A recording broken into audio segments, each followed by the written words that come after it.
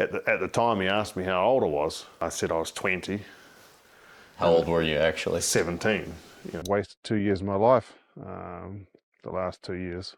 I certainly, along with a lot of people, lost respect for Tiger. I'm a caddy, not a punching bag, not a wallet, not a scapegoat, not a ghost you fire by phone and then pretend never existed. Those words matter, because today, we are going deep into the ugliest side of professional golf. We are talking about 5 partnerships that won majors, built legends, and then collapsed into something no highlight reel will ever show you. These are the caddy splits that ended in absolute hatred. And before we get into it, if this is the kind of story that gets your blood pumping, tap the hype feature right now and give this video some hype so I know to keep making these. Now let us get into it, because what happened behind the ropes in some of golf's most legendary duos is darker than anything you saw on the leaderboard. Here is something most golf fans never really think about. The caddy is the only person on the planet who is allowed inside the ropes with a player during competition. Every other coach, every manager, every sponsor, every friend, they all stay outside. But the caddy walks every single hole. He reads every green. He feels the wind with his player. He talks him down from the edge when nerves are shredding his confidence. And he talks him up when the whole world seems to be against him. That is not just a job. That is a bond. That is trust built one round at a time, across weeks and months and years, in hotel corridors and practice ranges and rain-soaked fairways all over the world. And for the longest time in professional golf, the caddy was not even seen as a professional. The old saying in the sport was brutal: turn up, keep up, and shut up. Show up, carry the bag, say nothing. Local caddies were hired by the week, sometimes by the day. Nobody cared about their insight. Nobody asked for their opinion. The bag was heavy, the pay was low, and the respect was basically zero. That changed in the late 1970s and through the 1980s. Players started realizing that the best caddies were not just bag carriers. They were strategists. They were walkers of every course before the round began. They were keepers of meticulous yardage books. They were part psychologist, part weather reader, part emotional coach. The super caddy was born. And with that evolution came a new financial reality. A top caddy working the professional tour could earn real money. The standard structure became roughly 5% of earnings from a made cut, 7% from a top 10 finish, and 10% from an outright win. That meant when a player won big, the caddy won big. And when a player fell apart, the caddy fell apart with him. That financial entanglement is one of the first things that turns these relationships poisonous. When a player's form drops, the caddy loses income. When a player's personal life explodes and sponsors walk away, the caddy feels it in his bank account. These are not employees with a base salary and benefits. These are independent contractors whose entire financial future is tied to one person's ability to hit a little white ball. That pressure does not build character between the ropes. It builds resentment. And the resentment compounds, because the intimacy of the partnership means the caddy sees everything. He sees the player at his worst, mid-round, hands trembling, cursing under his breath, blaming the bag or the read or the yardage for a shot that was purely a failure of nerve. Caddies become the closest thing a player has to a mirror on the course. And some players absolutely hate what they see in that reflection. So they aim the anger outward, at the one person who cannot walk away without losing everything. The caddy becomes the punching bag. Not because he deserves it, but because he is there, and he stays. Because the alternative is leaving the tour entirely and going back to a normal life he long since left behind.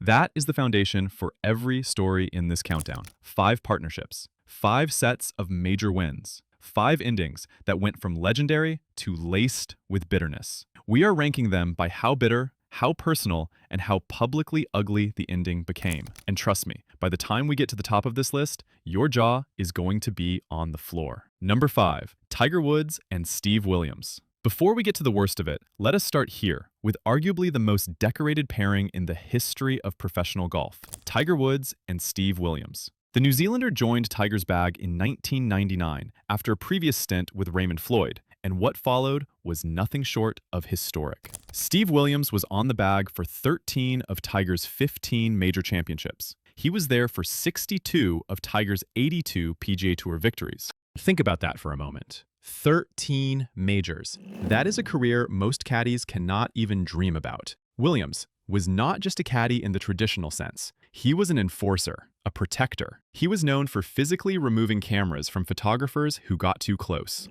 He was known for confronting spectators who made noise at the wrong moment.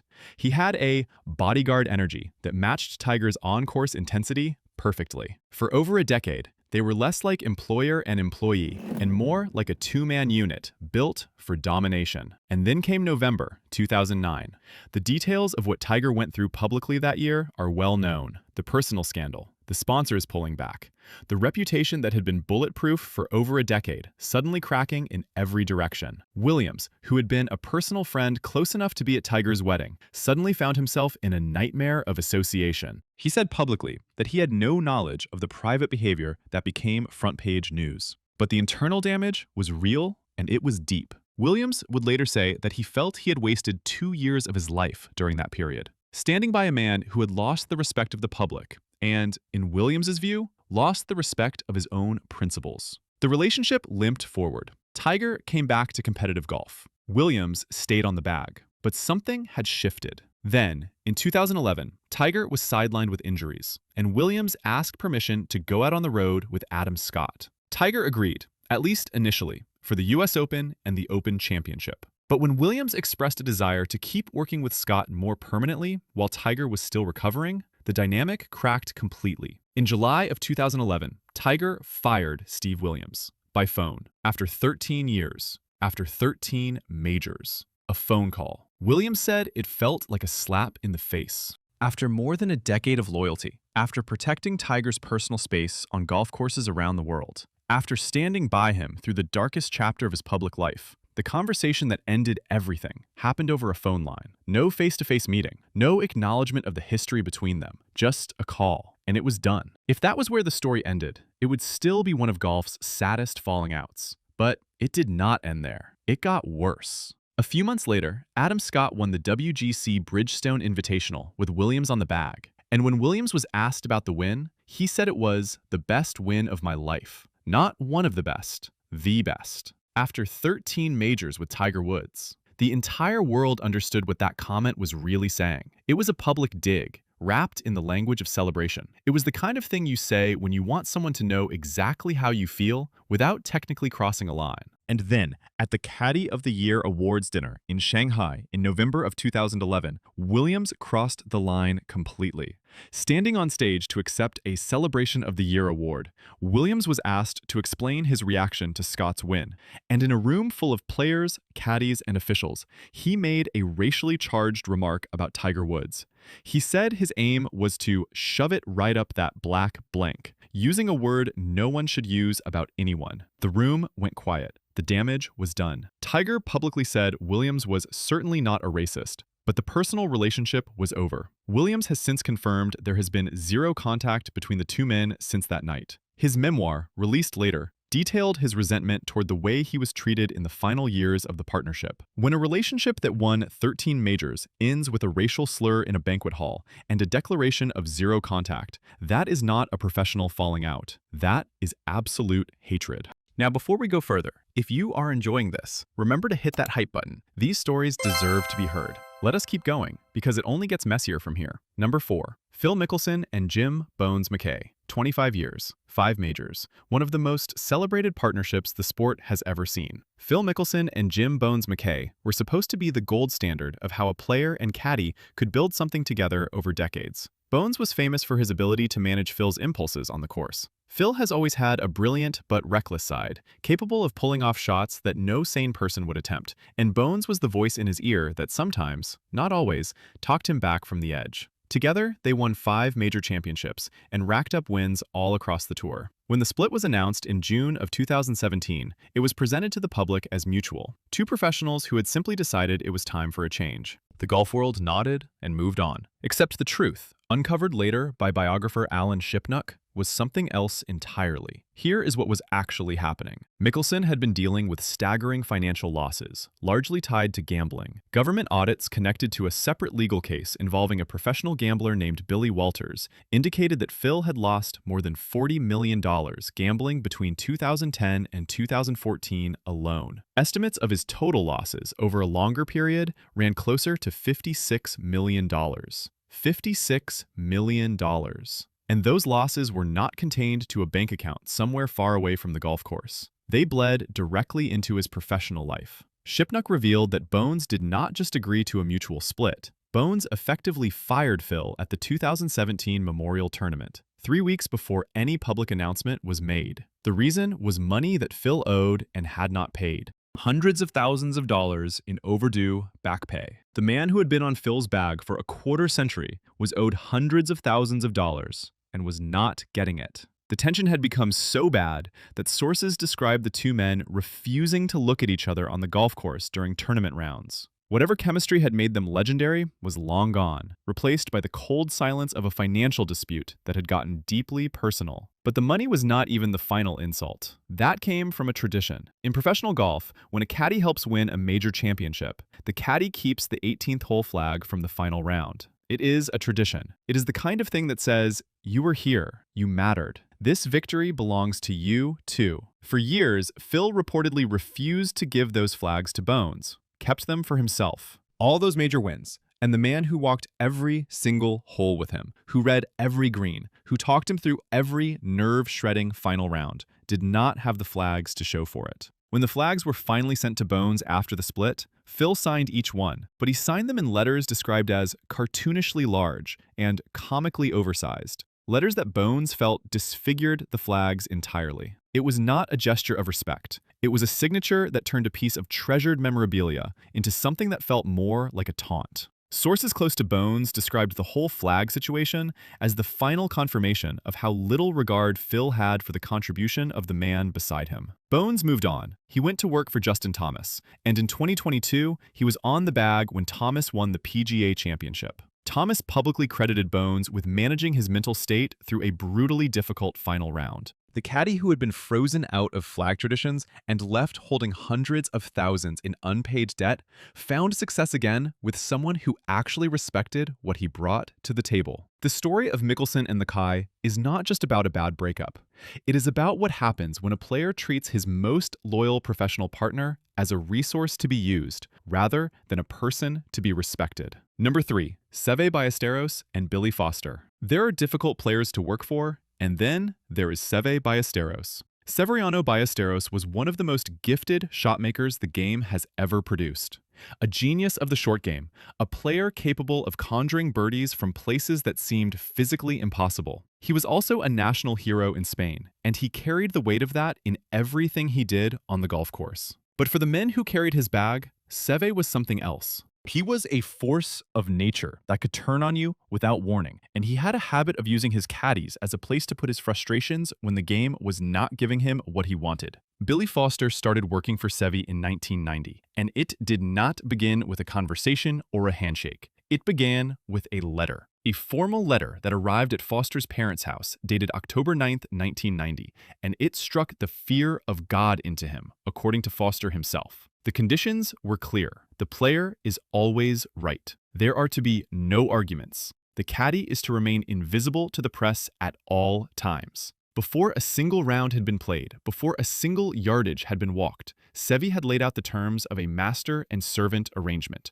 Not a partnership, not even a working relationship built on mutual respect. A set of rules that made it absolutely clear who was in charge and what the caddy's place was. The fruitcake incident at the 1991 World Match Play at Wentworth is one of the most famous stories in caddy history, and it tells you everything about what working for Seve was actually like. Foster had brought unripe bananas as a snack for the round. Seve rejected them with a sneer, and when Foster had finally had enough, he snapped back at his player. "I am not a blank grocer," he said. Those words echo everything this countdown is about. I am a caddy, not your shop worker, not your grocery store, not a servant you can dismiss with a look. Seve's response was not to apologize or to acknowledge the point. His response was to reach for a piece of fruitcake and eat it during the backswing of his opponent, Nick Price, at the 13th hole. Price chunked his approach. Seve immediately offered Price a half of the fruitcake, in a gesture that seemed almost generous in the moment. But the referee ruled that a shot could not be replayed under those circumstances.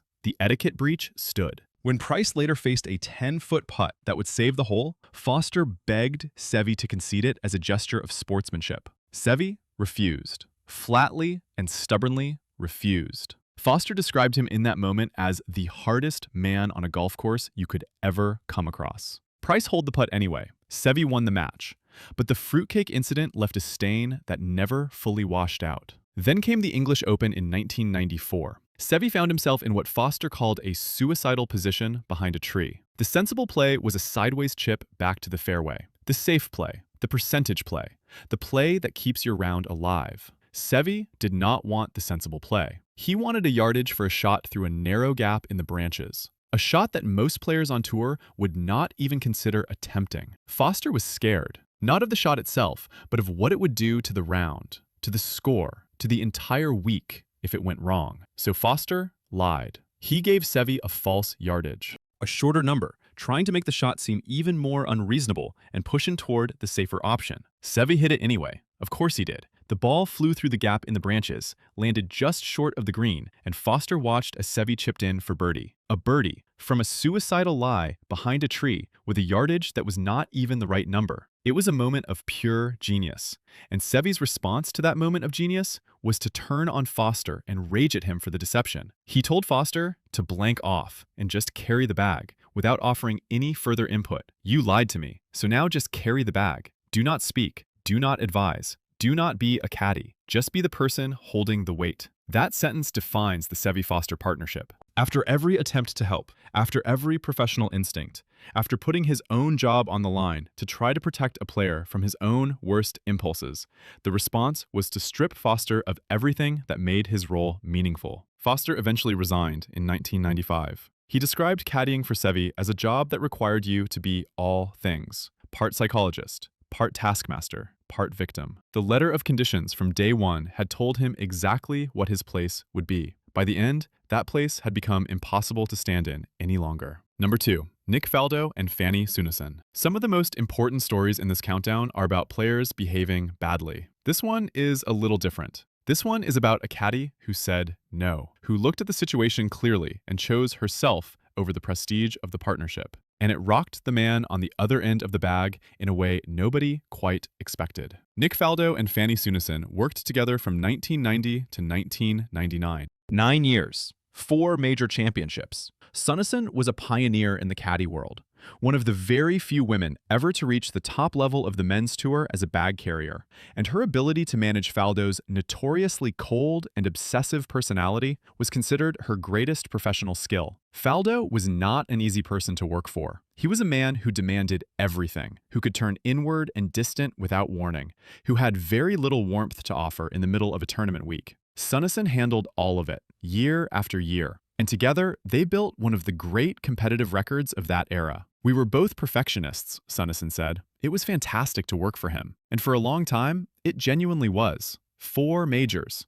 a sustained run of excellence that placed them among the greatest player-caddy combinations in the history of the game." But nothing lasts forever, especially when the financial structure of the whole arrangement is tied entirely to the player's performance. By the late 1990s, Faldo was entering what was described as a classic midlife crisis. His form was declining, his prize money was falling.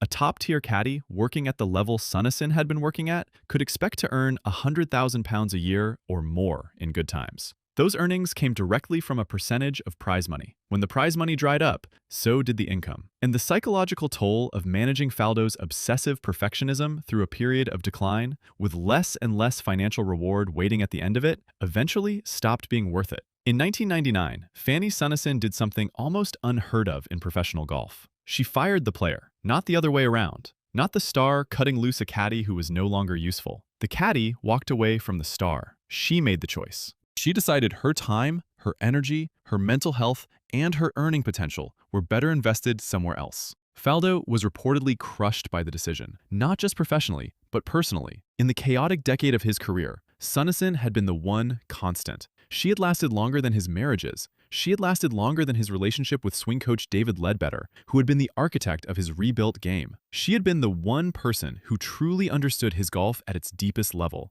who had walked every hole of every major with him, who had held the bag while he hit the shots that defined his career. And she chose to leave. On the day she announced her departure, Faldo gave her a new Jeep Wrangler, their 10th anniversary together on the bag. He wanted the gesture to signal that he did not blame her for his loss of form, that he understood her decision, that there were no hard feelings. But a gift on the day someone leaves can also read as guilt, as the recognition that something went wrong, and a car is the only language available in that moment to express it. The split was publicly described as an understanding between 2 professionals, but the fact that she walked away during his decline, that she chose to leave before the chapter had a proper ending, left a permanent scar. The car was generous. The silence that followed said everything else. Number 1. Greg Norman and Steve Williams. Before Steve Williams ever walked a hole with Tiger Woods, before he carried any of those 13 majors, before he became the most famous and the most controversial caddy in the world, he was a teenager in New Zealand with a burning desire for a shot at the big stage.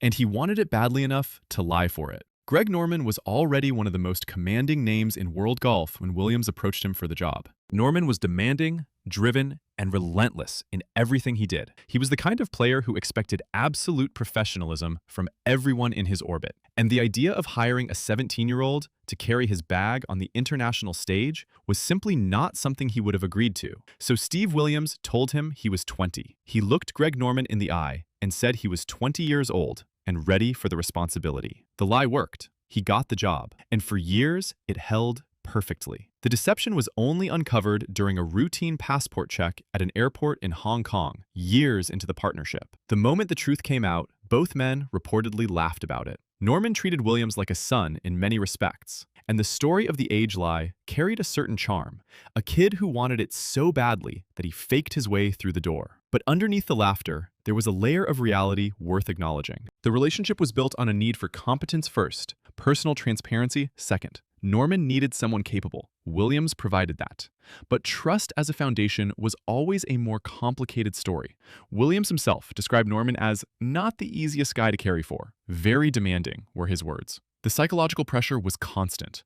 Norman set an impossible standard for himself, and then radiated that expectation outward to everyone around him. A young caddy learning his craft in that environment was under enormous weight every single round, every single hole, every single shot. The defining failure of their time together came at the 1986 Masters. Norman lost to Jack Nicklaus by a single stroke, one of the most agonizing near misses in the history of that tournament. And Williams later revealed that a specific tactical error played directly into the outcome. During the tournament, Norman made a sudden decision to change his ball without having practiced with the new equipment beforehand. Williams estimated that the ball change cost Norman roughly 2 shots per round. 2 shots per round. In a tournament decided by a single stroke, that is not a minor detail. That is the difference between the green jacket and the parking lot. That is the title. That is the career-defining moment that never came. The friction over decisions like that one, the tactical disagreements, the relentless perfectionism grinding against itself, eventually became too much. Norman fired Williams in 1989. End of partnership. End of the road together. Williams moved on, worked with other players, continued building his reputation as one of the best caddies in the world. And then, years later, something happened that revealed just how deep the wound had gone on Norman's side. Norman came back. Not with a professional inquiry, not with a straightforward offer. According to what emerged later, Norman reportedly begged Williams to return, and he did it in tears. He wanted Williams back on the bag. He wanted the partnership restored. Williams refused. By then, Williams had committed his loyalty to Ray Floyd. He had made a promise, and he was going to keep it. He was not going to set aside that commitment just because a former employer had decided, years after a firing, that he missed having the best available on his bag. The answer was no. And Norman, a proud and intensely competitive man who had made the decision to let Williams go, and apparently assumed he could simply reverse that decision when it suited him, took the refusal as a personal betrayal. The permanent rift between the two dates from that moment. Not from the original firing, but from the moment Williams said he was no longer available to come back at someone else's convenience. There is something almost poetic about it. Norman fired Williams. Williams landed on his feet, sharpened his skills, and eventually became the most decorated caddy in professional golf history. And when Norman reached back for what he had once dismissed, the door was closed. The relationship that started with a lie about a teenager's age ended with a refusal that a proud man could never quite get past.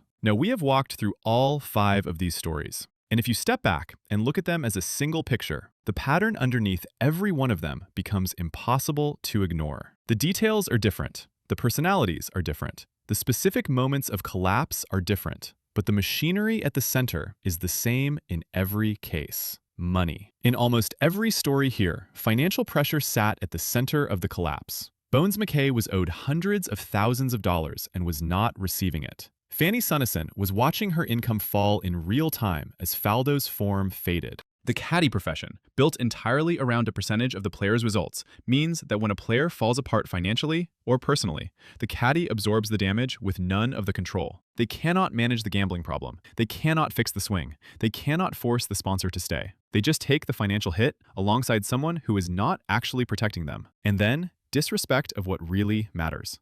Not the grand dramatic gestures, but the quiet ones that carry the most weight. A phone call to end 13 years and 13 majors. Flags signed in letters so large they look like a cartoon, disfiguring the memory of what was supposed to be shared glory. A player who fires a caddy and then comes back years later expecting warmth and a welcome return. These are the moments where a player signals, clearly and unmistakably, that the caddy's loyalty and years of service were never valued the way the caddy believed they were. And when that signal arrives, it does not just hurt in the moment. It rewrites the entire story of the partnership in a darker shade. And finally, the punching bag effect. Seve represents its most extreme and raw form, but traces of it run through every story here. When a player's ego is large enough, the caddy becomes the place where the bad shots live. The wrong reads, the missed fairways, the poor decisions. The whole weight of failure that a champion refuses to carry himself. The caddy is right there on every hole. He cannot leave mid-round. He cannot answer back without risking his entire livelihood. He is the available target, the accessible presence, the safe space for misdirected anger. And the slow poison of being used that way, round after round, year after year, eventually builds a level of resentment that no number of shared victories can fully cancel out. Here is what every one of these stories is ultimately saying. The caddy role is real work. It is skill. It is psychology and strategy and endurance and loyalty packed into a human being who walks every hole in silence when told to stay silent, who speaks when permitted, who absorbs the anger when the player cannot face his own reflection in the mirror of his scorecard. These men and this woman built careers out of reading courses in the dark before dawn, managing egos that could break lesser people, keeping players mentally intact through the highest pressure moments in sport. They deserved better than being fired over the phone, better than withheld flags and cartoon signatures, better than a letter of conditions telling them their place, better than being ordered to carry the bag and say nothing after trying to protect their player from himself. The partnerships that ended in absolute hatred were not failures of skill. They were failures of character. And that failure, in almost every case, came from the side of the relationship that already held all the power. The player holds the money, the platform, the public image, and the ability to end everything at any moment. When that power is abused, when loyalty is treated as a resource to be consumed and then discarded, the partnership does not just dissolve. It turns into something that both people carry long after the scorecard is filed. The caddies in these stories did not become bitter because they were weak. They became bitter because they gave everything and were treated as if they had given nothing. Respect is not optional when you are asking someone to walk every hole of your professional life beside you. If you treat the person who carries your bag like a tool instead of a teammate, you may win some majors and lose everything else that matters. The bag is heavy, but the weight of a broken partnership, as every one of these 5 stories proves, is always much heavier. Which of these 5 breakups shocked you the most? And which player do you think handled it the absolute worst? Drop your answer in the comments below, because I genuinely want to know what you think. If you have not already, hit like, subscribe, and turn on notifications so you do not miss the next one. There are more stories like this in the world of professional golf. Stories that never make the highlight packages, and we are going to keep telling them. Thanks for watching, and we will see you in the next one.